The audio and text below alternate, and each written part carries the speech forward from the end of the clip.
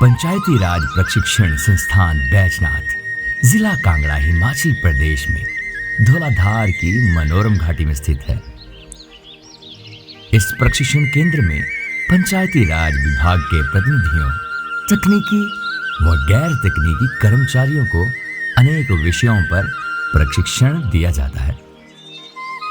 स्वच्छ भारत मिशन के अंतर्गत कम लागत के शौचालय, सॉक पिट निर्माण तकनीक, फिकल स्लज मैनेजमेंट तथा ठोस कचरा के कुशल प्रबंधन हेतु इस प्रशिक्षण संस्थान में ग्रामीण विकास एवं पंचायती राज विभाग के सहयोग से सभी प्रकार की डेमो यूनिट का निर्माण किया गया है।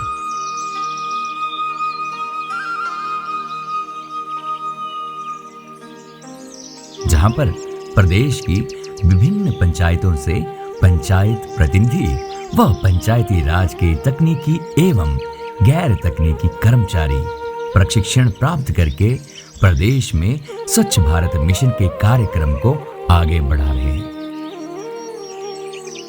स्वच्छ भारत मिशन के अंतर्गत इस संस्थान से लगभग 6000 प्रशिक्षु प्रशिक्षण प्राप्त कर चुके हैं। पंचायती राज ट्रेनिंग इंस्टीट्यूट बैजनाथ कांगड़ा में हमारे यहाँ पे ट्रेनिंग्स चलती है। एसबीएम ग्रामीण के जो लाइव डेमोन्स्ट्रेशन यूनिट्स हैं with regard to twin pit toilets हो गए, प्लास्टिक वेस्ट मैनेजमेंट यूनिट में बेलिंग मशीन्स, श्रेडर्स हो गए, कंपोस्टिंग मशीन्स हो गई। उसके अलावा हमारे ग्रे वाटर मैनेजमेंट यूनिट है और हाल ही में हम लोगों ने यहाँ पे फीकल स्लज मैनेजमेंट यूनिट भी बनाया है।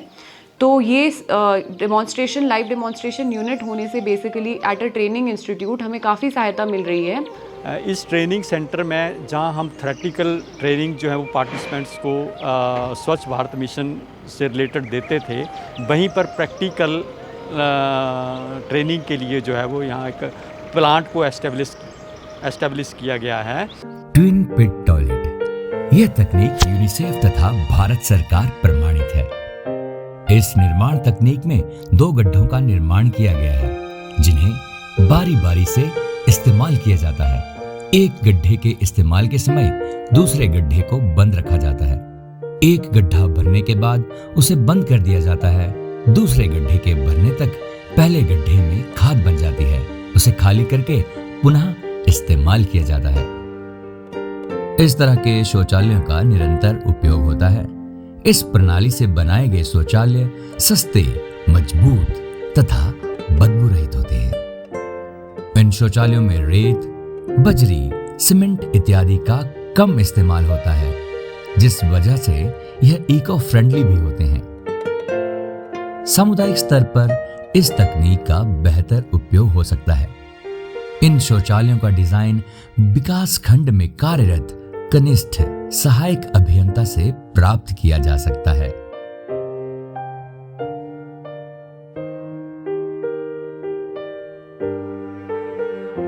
किचन तथा बाथरूम से निकलने वाले दूसरे जल के निपटान हेतु बनाए जाने वाले सॉक पिट निर्माण तकनीक में महत्वपूर्ण जानकारी।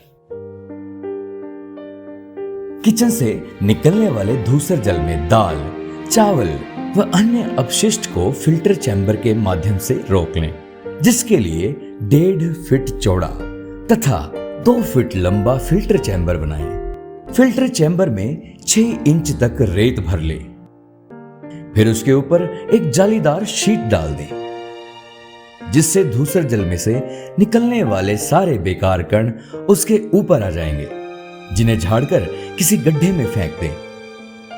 ऐसा करने से साफ पानी सॉक पिट में जाएगा। सॉक पिट का निर्माण हमने कच्चा किया हुआ है ताकि इसकी कॉस्ट जो है वो कम आए।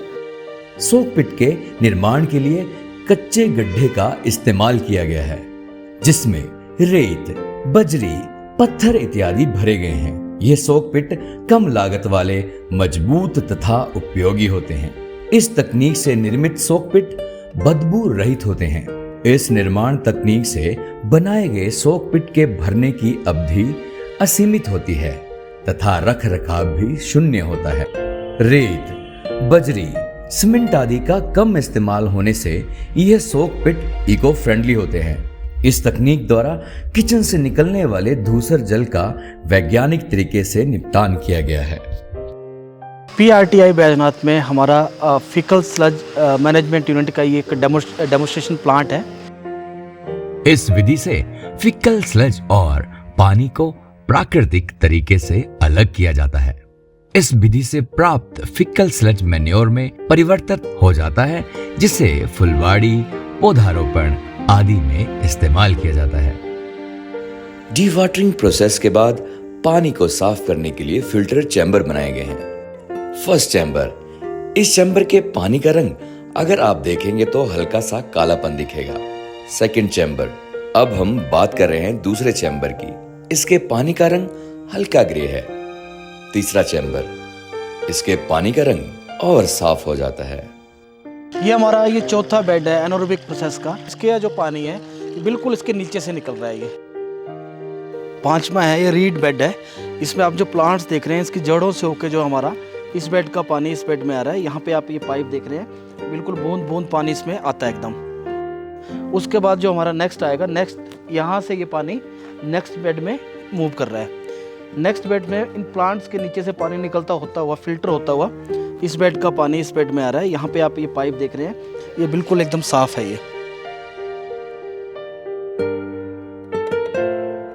इस विधि के द्वारा फिकल स्लज मैनेजमेंट यूनिट के क्रियान्वयन के लिए कोई भी मशीनरी का उपयोग नहीं होता है।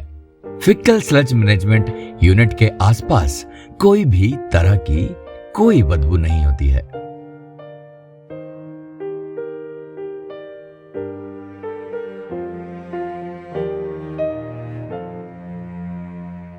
ये 2 लीच पिट किचन वेस्ट डिजेस्ट टेक्नोलॉजी है, जिसका डिजाइन पंचायती राज प्रशिक्षण संस्थान बैजनाथ जिला कांगड़ा की स्वच्छ भारत की टीम द्वारा किया गया है।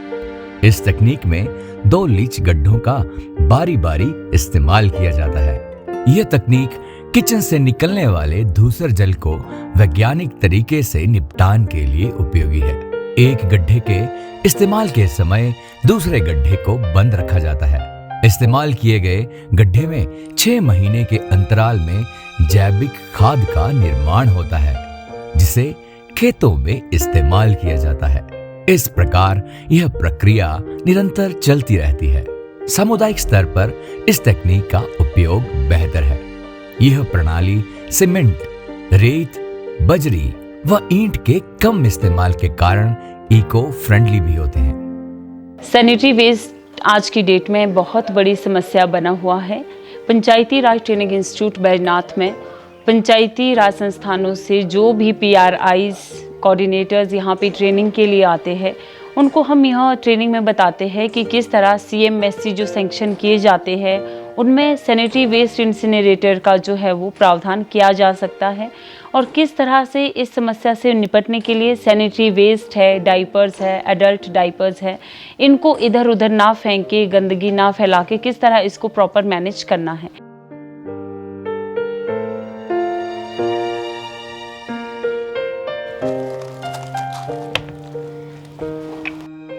इस मशीन के द्वारा वैज्ञानिक तरीके से सैनिटरी वेस्ट को खत्म किया जा सकता है। इस मशीन के द्वारा कोई भी वायु प्रदूषण नहीं होता है। इस मशीन को कहीं भी आसानी से इंस्टॉल किया जा सकता है। सैनिटरी वेस्ट को खत्म करने के लिए यह उपयुक्त मशीन है।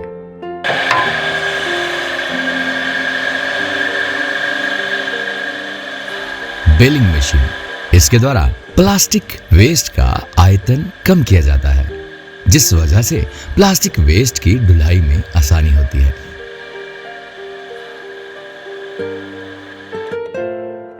इसमें 5 हाउस पावर की मोटर का इस्तेमाल होता है तथा बिजली की खपत भी कम होती है। इस मशीन का आकार छोटा होने की वजह से छोटी सी जगह में स्थापित की जा सकती है और इसे ऑपरेट करना भी आसान है।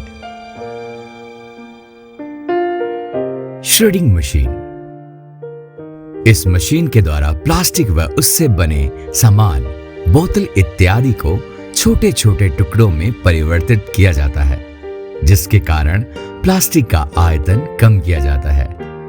जिस वजह से प्लास्टिक वेस्ट की ढुलाई में आसानी होती है। ये किचन कंपोस्टर है। जैसे कि हम सबको बताते थे कि किचन वेस्ट जो भी हमारा निकलता है उसको किस तरह से डिस्पोज ऑफ करना है। अगर कहीं मार्केट में है बल्क में किचन वेस्ट जो है वो जनरेट हो रहा है, उसको किस तरह अगर मशीनरीज के थ्रू हम जाते हैं तो ये किचन कंपोस्टर यहाँ डेमोन्स्ट्रेशन यूनिट में लगाया गया है, जिसमें सभी यहाँ पे पार्टिसिपेंट जो भी आते हैं उनको डेमो करके यहाँ पे बताया जाता है। Kitchen waste composter machine. इस मशीन के द्वारा किचन से निकली वेस्ट दाल, चावल, सब्जी आदि के छिलकों को 48 घंटे के समय में खाद में परिवर्तित किया जाता है। इससे ऑर्गेनिक खाद बनती है जिसे सब्जी व पौधों के उत्पादन में प्रयुक्त किया जाता है। यह मशीन बदबू तथा आवाज रहित होती है। इस मशीन का इस्तेमाल आसानी से किया जा सकता है। यह मशीन गले सड़े अनाज व सब्जियों को खाद में परिवर्तित करके भूमि को साफ सुथरा रखने में सहायक होती है। संजीव राणा जी वो भी काफ़ी इंटरेस्ट लेके सभी पंचायती राज इंस्टीट्यूट के जितने भी टेक्निकल नॉन टेक्निकल स्टाफ हैं उनको काफ़ी अच्छी ट्रेनिंग देते हैं। उसके अलावा हमारी 2 गेस्ट फैकल्टी है जो वहाँ पे आते हैं, हेमा हैं और कल्याण जी हैं जो एई हैं। ये हमारी गेस्ट फैकल्टीज़ भी आके उनको विद रिगार्ड टू SBM ग्रामीण के जितने भी फेज़ 2 के कंपोनेंट्स हैं उनके बारे में उनको लाइव डेमोन्स्ट्रेशन भी देते हैं और समझाते भी हैं।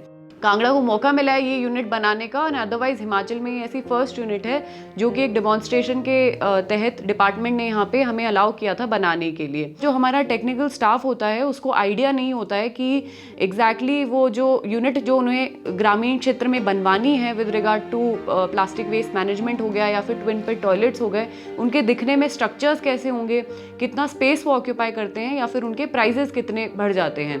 तो उसके लिए दिस डेमोन्स्ट्रेशन यूनिट ये काफ़ी मदद करता है। इसमें एक उनको आइडिया लग जाता है, लाइव आइडिया लग जाता है कि ये यूनिट्स का साइज़ कितना होना है, इनमें मटेरियल कितना यूज़ होना है और इनका लगभग एस्टिमेटेड कॉस्ट कितना बनता है। इसमें मैंने भी जाके विज़िट किया था। जब मैंने विज़िट किया था तब एक डेमोन्स्ट्रेशन ट्रेनिंग चल रही थी, संजीव राणा जी उसकी क्लासेस ले रहे थे, तो उसमें जेई आए हुए थे और उसमें आपके टेक्निकल स्टाफ जो है, टेक्निकल असिस्टेंट्स जो हैं वो भी आए हुए थे। तो उन्होंने एक बहुत ही सुंदर तरीके से ट्रेनिंग ऑर्गेनाइज करवाई थी। उसके अंदर वो चार्ट्स पे बेसिकली किस टाइप की यूनिट्स बनती हैं, कितना उनमें मेजरमेंट्स कितने हैं वेरियस कंपोनेंट्स के, लगभग एस्टिमेटेड कॉस्ट भी लिख रहे थे। तो सारी टीम्स का ये जो ट्रेनिंग में जब वो भाग ले रहे थे तो जब वो ड्राइंग्स बना रहे थे तो काफ़ी इंटरेक्टिव सेशन था। तो इससे उन्होंने भी जो ट्रेनिंग ले रहे थे उन्होंने भी बताया ट्रेनीज़ ने कि ट्रेनिंग से एंड अदरवाइज इस डेमोन्स्ट्रेशन यूनिट से उनको काफ़ी हेल्प मिल रहा है कि वो बेसिकली देख पा रहे हैं कि किस टाइप से यूनिट्स दिखती है और जो थोड़ा इनहिबिशन होता है या फिर वो थोड़ा रेस्ट्रेन करते हैं कि ये यूनिट्स वेदर लोग एक्सेप्ट करेंगे कि नहीं करेंगे, कितना बड़ा यूनिट बनेगा, वो भी उनके जो डाउट्स है, जो कॉम्प्लिकेशंस है, वो ये देख के ही क्लियर हो जा रहे हैं। काफ़ी अच्छा यूनिट उन्होंने बनाया है। स्पेस भी काफ़ी कम यूटिलाइज करा है। हिमाचल में काफ़ी पंचायतों में जगह वैसे ही बहुत कम होती है, अर्बन एरियाज़ में और भी जगह कम होती है। तो ये यूनिट्स देख के उन्हें काफ़ी हेल्प मिला और खुद उन्होंने जब चार्ट्स बनाए तो उन्हें आइडिया भी लग गया कि किस टाइप के उन्हें आगे जाके फील्ड में एक्चुअल वर्क कैसे एग्जीक्यूट करवाना है।